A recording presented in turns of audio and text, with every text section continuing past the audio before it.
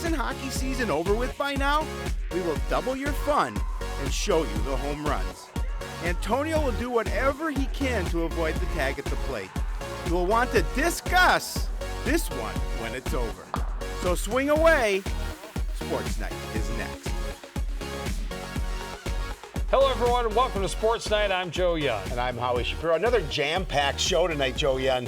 Yeah, jam-packed. A lot of stuff. You know, last 2 weeks ago, we had a ton. Yep. We talked a mile a minute. Last week, we talked a mile a minute so that we could fit it all into 15 minutes because we didn't have very much. Again, we're back to having jam-packed. We're going to have to talk a mile a minute to get through everything we have. And a lot of fun stuff happening. Yep. And getting closer and closer to the end. Actually, some playoffs start this week. Isn't that crazy? Well, we always talk about spring season goes the quickest of all, and definitely, especially trying to get games in when there's poor weather. But they've got a lot of games in. It's been good. Yeah, the weather's been relatively cooperative. Little bit of a late start, but certainly not like last year. No. And things have not been quite as jam-packed, which is good. We start where we always do with the baseball team. The Cardinals ended a 3-game losing streak with a win over Spring Lake Park last Monday, and they look to make it 2 in a row on Tuesday. Cardinals traveled to one of the best baseball stadiums around to face one of the top teams in the Metro. The Anoka Tornadoes came in at 8-2 and boasted a team ERA of just 2.3. It was a challenge that proved too tough for the Cardinals. Anoka pitcher Hunter Smith established himself early on, getting 2 of his 8 strikeouts in the first inning. This is a pitcher's duel early on. Brandon Strauss matching Smith pretty much pitch for pitch, keeping this game scoreless all the way into the bottom of the 5th inning. That's when the Tornadoes finally break through. Brody Lake with 1 out and a runner at third drops this one into right field for an RBI single. Cody Lindenberg scores from third and Anoka is on the board. Still in the 5th, 2 out and Lake at third. Strauss and catcher Jackson Aurelius get crossed up. Goes to the backstop. Lake comes home and the Tornadoes lead 2-0. They get a little more insurance in the 6th. Carter Chell with a couple of runners on. Singles into left. Cam Kramer will score the first of the inning. Tornadoes score 3 in the 6th. Another on a pass ball. And then Alec Lehman hits Adam Stern with bases loaded, pushing one more across. 5-0 Anoka. Smith allowed just 2 hits to the Cardinals, sending down 19 straight batters in between. Cardinals fall 5-0. Well, you know, I'll tell you, on Thursday, the Cardinals were back home facing another team that had been very up and down this season. The Champlain Park Rebels just 4-9, but coming off a 13-3 win, their biggest victory of the season. Rebels scored the first run in the 3rd. They add 2 more in the 5th. Lehman's pitch skips past Aurelius. His throw back to the plate is way over Lehman's head as he collides with the runner. Another run will score on the error, and it's 3-0. Cardinals are going to get one back in the bottom of the 5th. Runners at the corners. Jimmy Brinda chops it to short. He's out, but Aurelius comes across, and the Cardinals cut the lead to 2. They're going to chip away further in the 6th. Runner at third and 2 outs. Curveball in the dirt. Gets past the catcher. Braden Farley is coming in to score to make it a 1-run game. Bottom of the 7th. Runner at second with 1 out. Brinda grounds it through the gap on the right side. Antonio Manos is coming home from second. He's able to avoid the tag and get to the plate and tie the game. And we're going to extra innings. It's a nice play by Antonio. Unfortunately, the celebration did not last. The Rebels get hot in the 8th, 1 already across when James Grindle lines it to right. Tyler Nelson is going to come around to score from second. It's going to make the score 5-3. They get 1 more. Runners at the corners with 1 out. Grounded up the middle. Brinda fields and gets the out at second, but his throw to first sails, and Carter Fox scores from third, and the Rebels get the 6-3 win in 8 innings. Tough one, Joe, for them. Yeah, really tough. They had tough. the opportunity. Really tough to take when you battled back, got the win, or got the tie in the bottom of the 7th inning to force extras, and then you give up 3 in the top of the 8th. But hats off to the Rebels for responding and answering to what they thought was a questionable call at home plate. Yep. They thought their catcher got him. Ump says Antonio's safe. And I do have to say, we talked a bit during the Anoka game with Kirby Peary about his injury. And during that time, I was talking about Jack Vlacity being the first sophomore to pitch for the Cardinals, possibly since Logan Shore. Yep. I was corrected. I had forgotten Danny Matthews pitched as a sophomore in 2014, so I wanted to correct the record. Still solid company to be in. You bet. Baseball team's woes continued on Saturday, unfortunately dropping a close one on the road to the Hopkins Royals, 5-4. Braden Farley went 2 for 3 with a couple of doubles, a couple of RBI. Carter Anderson was also 2 for 3 and drove one in, but it just wasn't enough as they come up short. Fall to 5-8. They've got a big week. They're down in New Prague tonight for a night game. It's a long road trip. And then a late trip back, go to school tomorrow, and then they host Elk River on Tuesday. They're at Park Center on Thursday. Just a couple of weeks left in the regular season schedule, and these games all matter They do. a great deal. I think, there's 4 games left? 4, 5 or games? 6. 5 or 6. Okay, yeah, okay. So softball team started last week. They had a really busy schedule last week. A lot of games played. Started with a trip to Anoka. Tornadoes blank them 4-0. Sam Lom went 2 for 4 with a double. Leah Numala also went 2 for 4. Cam Schmalzer was 1 for 3, and that was it for hits for the Cardinals in the 4-0 loss. And then on Thursday, what a ball game. Cardinals come from behind in the 11th inning. Champlin, it went to extras, tied at 2. Champlin scored a run in the top of the 11th. The Cardinals scored 2 in the bottom and get the win. Sam Lom went the distance, 11 innings, gave up 14 hits, but only 3 runs, had 9 strikeouts and 3 walks. Leah Numala had a couple of runs scored, stole a base. Emma Heeman, 1 for 2 with a walk, a stolen base, and a run. A couple RBI for career hits leader Abby Graham. Pretty exciting stuff. You bet. Well, the Cardinals hosted a doubleheader on Saturday, facing a couple of single-A non-conference teams. Up first was the Randolph Rockets, a team with an impressive 14-1 record that was averaging over 6 runs per game. And they knew that the Cardinals would likely be the best team they'd faced all season. Cardinals start the scoring in the bottom of the second. Aliyah Johnson crushes the first pitch she sees, sends it over the fence in right center. Her first home run of the season, and it gives the Cardinals a 1-0 lead. And it starts a big inning for the home team. 2 on and nobody out. Cam Schmalzer pokes it to short. It's bobbled, but she would have beat it anyway. Meg Scheck scores. It's 2-0. Abby Carl's up next, and she drills this one to the gap in right center. One hops the fence, played another run. Evan Hewlin scores, and they weren't done. Sam Lom grounds out to second, but that will get Schmalzer to the plate. That put the Cards up by 4. They add one more in the second. Next batter is Leah Numala. Her hot shot is knocked down by the third base minder, but it squirts away and allows Carls to come home from third. Cardinals put a 5 spot on the board in the second, and they're in complete control. They add to their lead in the third. Schmalzer again, this time with a double to left. That will plate courtesy runner Mary Olson. Schmalzer reached all 3 times she came to the plate. In the 6th, Sam Lom with a sharp shot off the pitcher's shin. That'll get Schmalzer to score for the second time in the game. Cardinals up 7-1 at that point. That's more than enough for Lom in the circle. She went the distance, giving up 1 run on 7 hits, just 1 walk, and 8 strikeouts. 7-1 the final in the game. Well, the Cardinals were looking to keep their streak going in Game 2 of the doubleheader. Another strong single-A team from Chatfield coming to the complex to challenge the Cardinals. The Gophers were 10-3 and also looking to test themselves against a strong Double-A squad. Cardinals start the scoring with another long ball. This time it's Abby Graham going yard over the fence and right. Her first round trip of the season gives the Cardinals the lead in the bottom of the first inning. Now the Gophers are going to answer in the top of the third. Peyton Berg with a big fly with a runner on 2 out in the inning. Her 2-run shot briefly gave Chatfield the 2-1 lead. Now the Cardinals, they're going to get it right back in the bottom half. Huge day for Abby Graham at the plate. She sends it right back through the box with bases loaded, nobody out. Jaden Gale and Sam Long will score. Coon Rapids is right back in front.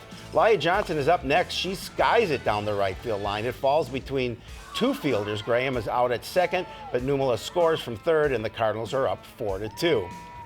Move to the bottom of 5. Runner at second with 1 out. Numala gets this one through hole up the middle. Lom will round and score. That's going to make it a 3-run lead. Abby Graham up next. She gets her 3rd hit of the day, drives her 4th run of the day. Numala scores, and it's 6-2 Coon Rapids. Move to the bottom of the 6th, Ariana Hoyam with her first at bat of the day. She finds the hole in the fielders, dropping this one for an RBI single. Reagan Hack will score 7-3 at that point, and they're going to hold on for the 7-5 win to sweep the doubleheader. And granted, the competition wasn't similar to what they play, but nice to get those couple of wins. They handled Randolph. Chatfield gave them a game. Yeah, and the weather factored in a little bit in the second game. The wind picked up. It was a little damp for a couple innings. But nice to get the win. Certainly a win that when you schedule it, you look at a couple of single-A teams, you say, we have to win those games. But those two quality programs that came up here for a specific reason to see tougher competition. That's what they saw. And fortunately, the Cardinals able to get a couple of wins. Hoping to keep that rolling. They're at Spring Lake Park on Tuesday, at Park Center on Thursday, and they host St. Francis on Friday over at Sand Creek Park under the lights. And Howie? We'll be there. All right. Tennis team, a lot of tennis. Started with a triangular last Wednesday. Up first with Citino Grace. The Cardinals get the victory over the Eagles with a 4-3 win. Derek Avery in straight sets at third singles, 6-0, 6-4. Liam Speltz the same at fourth singles, 6-1, 6-3. Vu and Stein reunited and scaring people. A win at first doubles, 3-6, 7-5, 10-3. Hewitt and Johnson do the same, losing that first one, but coming back to win in a tiebreaker at second doubles. Cardinals get the 4-3 win. It was Fridley up next, and the Cardinals beat Fridley 5-2. Winners from Sam Murillo at second singles, Derek Avery at third singles, Liam Speltz at fourth singles, Vu and Stein again at first doubles, and Hewitt and Johnson actually played at second doubles. We don't get first doubles for both of them. Reunited, and it feels so good. That's right. Well, with a pair of wins on Monday, the Cardinals were looking to keep it rolling when Spring Lake Park came to the courts on Tuesday. Panthers would give the Cardinals another tough test with a lineup that has a lot of depth and a lot of experience. Cardinals are clearly showing improvements, but it wasn't enough to get past SLP. Nick Yang getting the start at first singles, and he gave the Panthers top player all he could handle. Great job getting to the net on this point. He battled but came up short, losing 3-6, 3-6. Eighth grader Sam Murillo in the far court at second singles, and he uses his strong ground game to control the match, winning 6-4, 6-2. Derek Avery won both of his matches at third singles on Monday, and he keeps his streak alive against Spring Lake Park. Avery wins in straight sets, 6-2, 7-5. Intense battle for Liam Speltz at fourth singles. After losing the first set 4-6, he won the second 7-6 and took it to tiebreak. Unfortunately, comes up short in the tiebreak 7-10. Tyler Hewitt serving at first doubles. Good net play from his partner Hong Vu for the point. They lose a close one, 4-6, 3-6. Another close match at second doubles. Aaron Johnson and Nick Terabeza going to tiebreak before losing 4-6, 7-6, 7-10. Cardinals fall to the Panthers 5-2.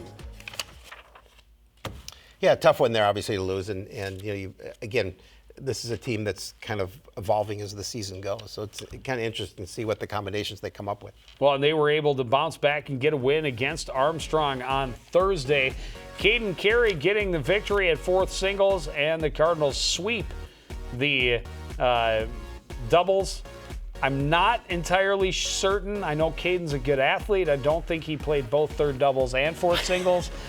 I'm going to guess that it was Nick Terabeza that teamed up with Vinny Schnabel at third doubles. Either way, they get a win there, 6-1, 6-0.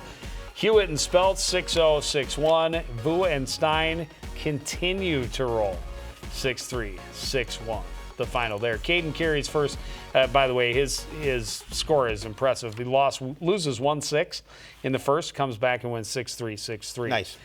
Tennis team hosting a triangular today, and then sections start away on Thursday. Team sections start on Thursday. I believe singles starts on Monday.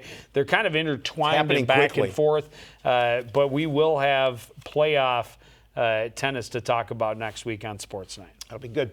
Well, the track teams posted some impressive finishes at last week's True Team section meet. It's a good sign looking ahead to the individual championship. The Cardinals, they have several competitors on both teams that could be headed for state tournament appearances. The Cardinals' top athletes aren't the only ones who did well in Elk River. Both teams had outstanding numbers across the board. No surprise that Spencer Hoyam is a big point getter in the biggest meet of the year so far. Hoyam with a great race in the 110-meter hurdles. He's second place in a time of 15:01, just 3 100 seconds out of first. Font Shannon showed his speed on the football field. Now he's doing it on the track. Shannon is in sixth place in the 100-meter dash in a time of 11:49. Now the Cardinals are going to grab 2 of the top 6 spots in the high jump. Levi Taylor is up and over at 5 foot 10 inches, good enough for 6th place. Teammate Isaac Johnson raises the bar a bit higher. He clears it at 6 foot flat. Johnson finishes third, just 1 inch out of first place. In the blocks for the 400 meter is Abdiza Koji. He's been strong for the Cardinals all year, and that continues at True Team. Koji takes 4th in a time of 52.58 seconds. Spencer Hoyam again, this time in the 300-meter hurdles, and this time running away from the pack. Hoyam is in first place in a time of 39.87 seconds. Not only blue ribbon winner for the boys, Jordan Nolan sets the standard in the discus at True Team. He heaves this one 139 feet 6 inches to get the win. Well, not quite as many highlights on the girls' side. We got a few. 300-meter hurdles, a big event for the Cardinals. Abby Russ running in the first heat finishes third place with a time of 49.35. Grace Henneman running away from the pack in the second heat of the 300 hurdles. She's less than a half a second behind Russ to finish 4th place overall. Girls also had a champion at True Team meet. Rachel Dieters best the field in the shot put, chucking it 35 feet 4 inches. Nice throw there. Good job by everybody. There's a look at some of the other top finishers for the girls. A 7th place finish. 4x100 relay team was 4th place. Courtney Killian 5th place in the triple jump. Vogt was 6th place in the 300-meter hurdles. Adamola Green was 6th place in the discus, 8th in the shot put. Ellen Everhart was 8th place in the discus. So both pits, discus and shot put, Cardinals putting up a couple in those top 10. And then Faiza Akiri finished 8th place in the 100-meter dash. And then on the flip side, the boys outstanding. A 4th place finish, 2nd place finishes for 4x2 and 4x4 relays. 2nd place finish also for Marks in pole vault at 11 foot even. Hoyam also a 2nd place finish. If his 1 and 2 finishes in the hurdles wasn't enough, he got 2nd place in the triple jump as well. Tarnu, 6th place in the triple jump, 4th in the 200-meter dash. Jordan Nolan, along with his 1st place in discus, was also 4th place in the shot put. The Cardinals have a triangular at Armstrong with Blaine on Tuesday this week. Northwest Suburban Conference Championships coming up next week. Crazy. Right around the corner. Yes. Well, the boys golf team was able to take a giant leap last week, and they're hoping it continues down the home stretch of the season. Cardinals played well at Refuge all through the lineup, and that helped the team post its best score of the season so far. It's a great sign that this team could be able to make a move over the last couple of conference matches. 3 of the Cardinals' 6 guys put up personal best scores last week. Carter Heeman was steady on course all afternoon. The junior shot a 40 over the front 9, turned around, did the same on the back 9 for an even 80 on the day. His classmate Connor Wise does it one better. Wise shot an even par 36 to start the day at Refuge. His score on the back 9 fell off a little bit, kind of like that putt did right there, but still, his team low 79, really solid day for Wise. It's a bit of a gap before the rest of the pack. Jake Van Holsen with a great little layup right here. He was the next lowest scorer with a 92. Jason Klebeck coming up, just a little too much on that. Bounces it off the iron. Like most of the team, he struggled more on the back 9. Klebeck finishes with a 97. Captain Drew Erickson, one of 2 Cardinals to improve from the front 9 to the back 9. He and Jake Van Holsen actually had identical scores, 47 on the front and 45 on the back, and a 92 for the round. Well, his twin brother and co-captain Alec Erickson had the greatest struggles of the team on the back half at Refuge. He also started with a 47 on the front, but a 58 on the way home.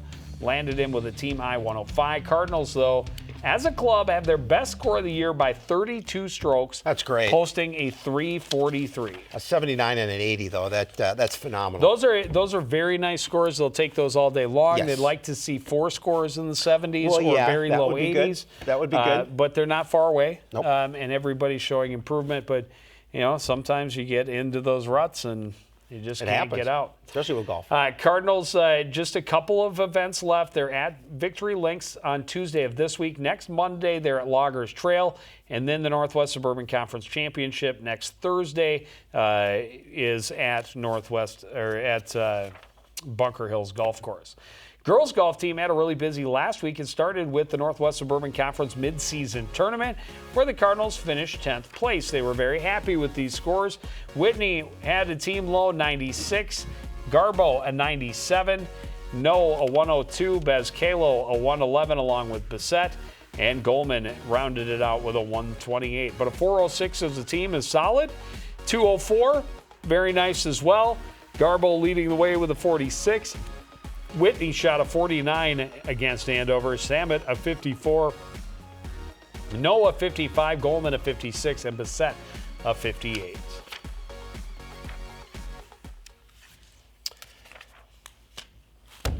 Talking about, do we have one more? Oh, we do. Do we have one more? We do have one more. That was it. Okay. That was it. So I see Tom's doing.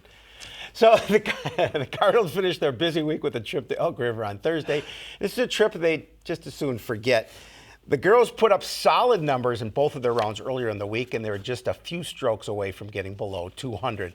Elk River, it's a very challenging course with skinny fairways and small elevated greens. The Cardinals lineup struggled top to bottom. It was a little cool and windy to start the day on Thursday, probably still a little damp as well. But the Cardinals took the course with high hopes. Anna Bezcalo leading off for the Cards. She shot a team low 57. Well, there wasn't a huge variation in the scores. Everybody from the high 50s to the mid 60s. Anna Samet leading into it off the tee, finishing with the 4-footer. Samet got back into the clubhouse with a 65. Caitlin Goldman is up next for the Cardinals. Goldman is right in the middle of the pack score-wise. She makes the short putt coming up here on her way to a 61 for the day. Now this is Catherine No. She's going to wrinkle her nose a little at that drive, but a decent putt coming up. She wasn't real happy with it. It's going to leave her an easy tap in. Noah's just off a couple strokes from the team leaders, shooting a score of 59. Nicole Bissett clearly not having her best round of the year. She struggles, also puts up a team high 65. Finally, we have Kylie Wilson. She's able to smile off the tee. She tied Bezcalo for the team low 57. But a 234 as a team means the Cards will put this one behind them, and they're going to move on this week. Yeah, that little 5-footer right there is a par putt that fell. That's always good. But they're hosting Anoka on Tuesday of this week. Then they have an invitational at North Fork next Monday, and then the Northwest Suburban Conference Championships. Already on the 21st. It's happening, and it's happening soon. And before we know it, it's going to be the end of the school year. Well, the boys lacrosse team got the monkey off their back. They got a win last Monday while we were sitting on our comfy chairs here on the Sportsnight set. They were starting a game against the Totino Grace Eagles. Their first win of the year. They get past the Eagles 13-9. AJ Carl 7 goals and 2 assists. Brock Jameson and Tucker Anderson each had 2 goals and an assist. Tommy Carl's a goal and 2 assists. Noah Hofstad 1 of each. But then on Friday, the Cardinals take a tough one, losing 16-3 at the hands of Irondale. Harry Koval had 2 of the goals. AJ Carl's had the other. Tommy Carl's had a couple of assists in the loss. Cardinals fall to 1-7 on the season. They've got a busy week with some very tough teams. They host Champlin Park Monday night, host Anoka on Wednesday and Armstrong on Thursday. So at least they have a little home cooking. They do. But 3 tough conference teams coming in over 4 days. It's going to test them quite obviously. Girls lacrosse team also facing off against Totino on Monday last week and also getting a victory over the Eagles. Cardinals fly away easily 15-7. The final, Rowan Tom 6 goals and an assist. Grace Hanula and Ava Johnston each had a pair and 1 helper. Emma Bolin and Naomi Griffith each had a pair of goals in the game. Score the other way against Centennial on Thursday. They lose 17-8 to the Cougars. Rowan Tom again 4 goals and an assist. Kennedy Bolander a couple of goals. Mackenzie Molenkamp a goal and an assist. Johnston a couple of assists, but the Cardinals dropped that one. And then in a scoring fest, they lose a tough one on Friday night, 20-11 against the Andover Huskies. Again, Rowan Tom, guess she's just good for 4 goals and an assist every night. It's not consistent. Not a bad thing to have in your lineup. Grace Anula had a hat trick and a helper. Kennedy Bolin and Mackenzie Molenkamp also adding a pair of goals in the loss. Cardinals fall to 3-5. They will also have that tough schedule. Not quite the same. They're at Champlain Park Monday night, at Anoka on Wednesday, and then they at least get to end by hosting Elk River on Friday night. So they get back to home turf at least for the end. Yeah, and we'll be in Anoka on Wednesday, so it'll be our first opportunity to see the girls lacrosse team. Looking forward to that. A lot of good stuff coming up for you here on CTN. It's girls lacrosse, as he mentioned, at Anoka on Wednesday night. That's live at 6:30. Then softball against St. Francis from Sand Creek under the lights. That will premiere at midnight on Friday night. Baseball taking on the Osseo Orioles on Tuesday, the 21st. And that one will also be delayed and rebroadcast later in the day. But that's going to do it for this edition of Sports Night. I want to thank everybody out there for joining us and continuing to support everything we do here at CTN. For the entire crew, including Howie Shapiro, I'm Joe Young saying good night.